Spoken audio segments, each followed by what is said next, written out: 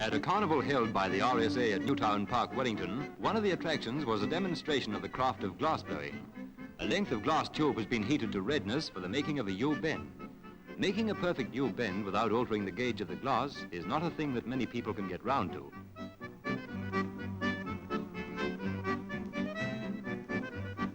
This demonstration of craftsman's skill attracts a large audience, including a party of Taranaki school children who are visiting Wellington. Now a glass ornament is being completed, a coloured swan. The two bends of the neck are made in one movement, holding the swan upside down. Glass blowing is a trade requiring comparatively few tools, but very great skill. And in peacetime, glass blowers could work as a one-man business. As the swan evolves, the commentator, a sergeant major by trade, describes how it's done.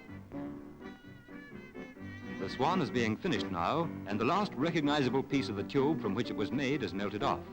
Other glass ornaments, too, are on display, including this pair of tall flamingos.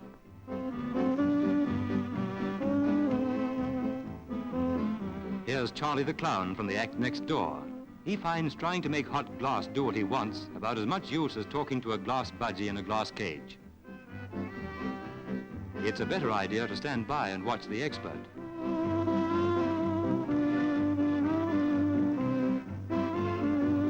There's plenty of fun at the show, but there must be a serious side to all this too.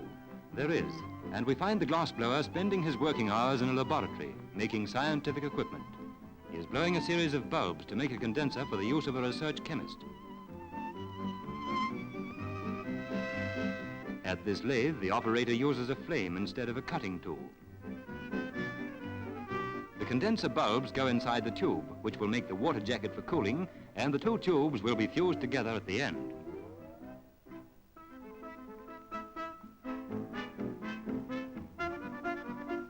Next, what was a joke at the carnival is seen as a standard method of breaking open the end of a sealed tube. This laboratory is also making spirit levels for the services, boys from the technical college acting as assistants and warming up the tubes ready for drawing out.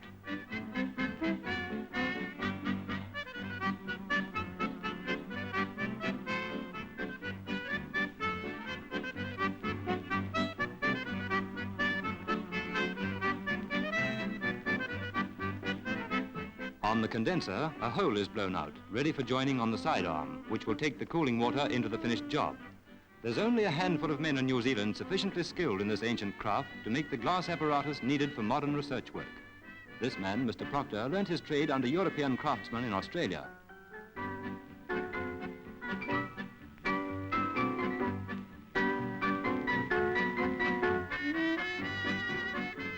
The finished condenser joins other completed apparatus on the stand.